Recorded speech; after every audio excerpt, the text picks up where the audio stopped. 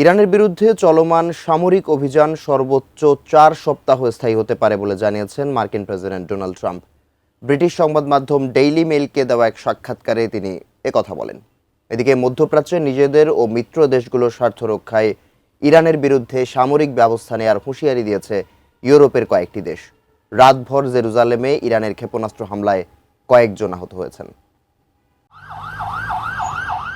রাতভর ইরান থেকে ইসরায়েল লক্ষ্য করে একঝাঁক ক্ষেপণাস্ত্র ছুড়লে পশ্চিম জেরুজালেম জুড়ে বিমান হামলা সাইরেন বেজে ওঠে। এর পরপরই ওই এলাকায় বেশ কয়েকটি বিকট বিস্ফোরণের শব্দ শোনা যায়। ঘটনাস্থল থেকে আহত বেশ কয়েকজনকে উদ্ধার করা হয়েছে। কুয়েতের একটি সামরিক ঘাঁটিতে ইরানের হামলায় ৩ মার্কিন সেনা নিহত এবং ৫ জন গুরুতর আহত হয়েছেন।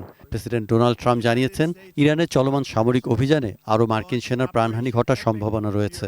এদিকে এক সাক্ষাৎকারে ট্রাম্প বলেন, ইরানের বিরুদ্ধে চলমান সামরিক অভিযান সর্বোচ্চ ৪ সপ্তাহ স্থায়ী হতে পারে। এদিকে মধ্যপ্রাচ্যে নিজেদের ও মিত্র দেশগুলোর স্বার্থ রক্ষায় ইরানের বিরুদ্ধে সামরিক ব্যবস্থা নেওয়ার হুঁশিয়ারি দিয়েছে ফ্রান্স, জার্মানি ও যুক্তরাজ্য সহ ইউরোপের বেশ কয়েকটি দেশ। সামাজিক যোগাযোগ মাধ্যমে দেয়া এক পোস্টে যুক্তরাষ্ট্রের সেন্ট্রাল কমান্ড সেন্টকম ঘোষণা করেছে, ইরানের ইসলামী বিপ্লবী গার্ড কোরের IRGC সদর দপ্তর ধ্বংস করা হয়েছে। এদিকে ইসরায়েলের বেইত শেমস এলাকায় ইরানের ক্ষেপণাস্ত্র হামলায় নিহতের সংখ্যা বেড়ে ৯ জনে দাঁড়িয়েছে। এই ঘটনায় ৫১ জন আহত হয়েছে, নিখোঁজ রয়েছেন ১১ জন। মার্কিন প্রেসিডেন্ট ডোনাল্ড ট্রাম্প দাবি করেছেন, যুক্তরাষ্ট্র ইরানের ৯টি নৌযান ধ্বংস করে ডুবিয়ে দিয়েছে। এর মধ্যে কয়েকটি নৌযান তুলনামূলকভাবে বড় ও ইরানের জন্য গুরুত্বপূর্ণ ছিল।